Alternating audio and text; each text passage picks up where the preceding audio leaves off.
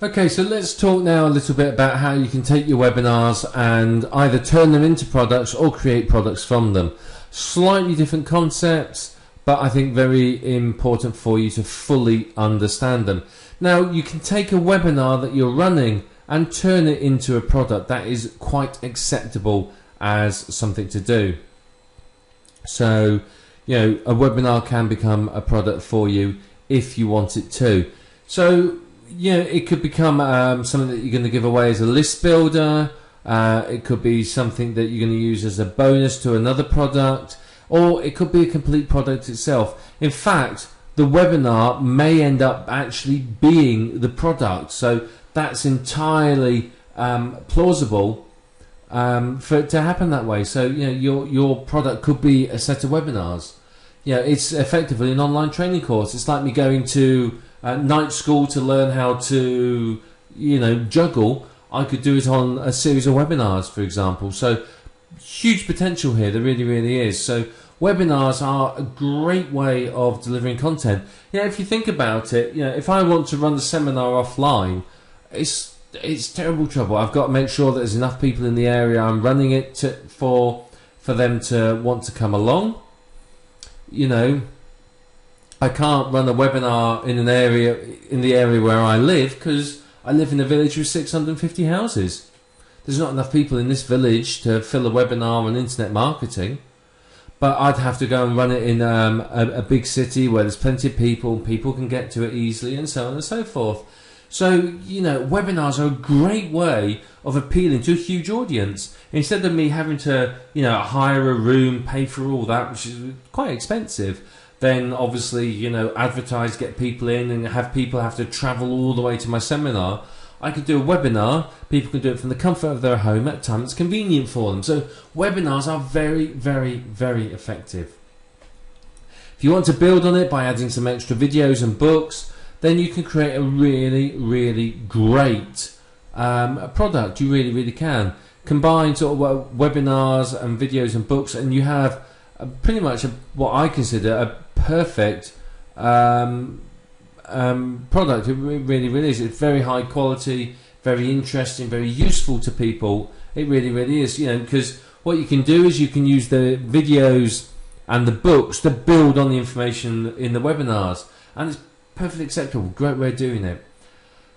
Now, if you are creating a product from webinars, you're going to have an overall structure. So if I'm running a series of 6 webinars on the subject, I'm going to have to make sure that the set of webinars flows logically and makes sense. It's going to have to make sure that it flows through and people can follow it. I don't want it to be a case of people turn up to the webinar and they don't really follow it. You've got to make sure that it's got that structure all the way through.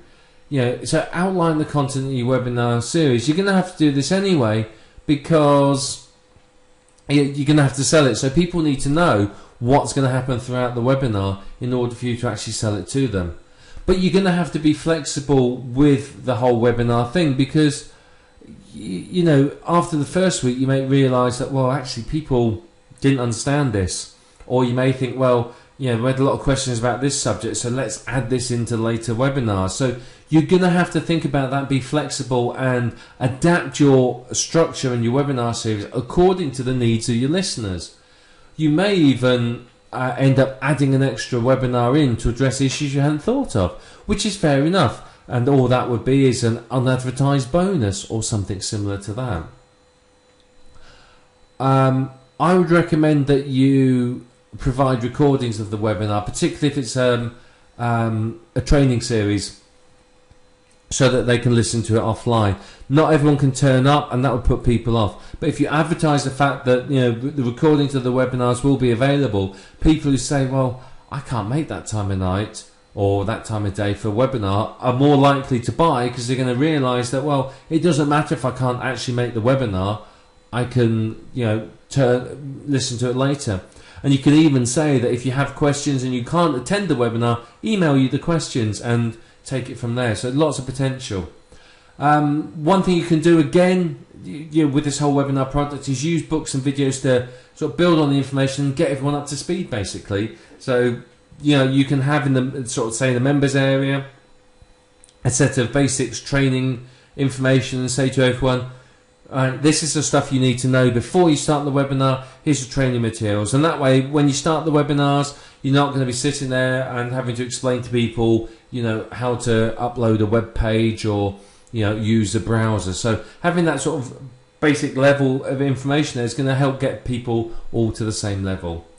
But this is this sort of series is a great way of running a high value product. I mean, people love training courses, and webinars like this sort of series of training is going to be high value for a lot of people. It's really, really going to help them to get a lot from it, basically.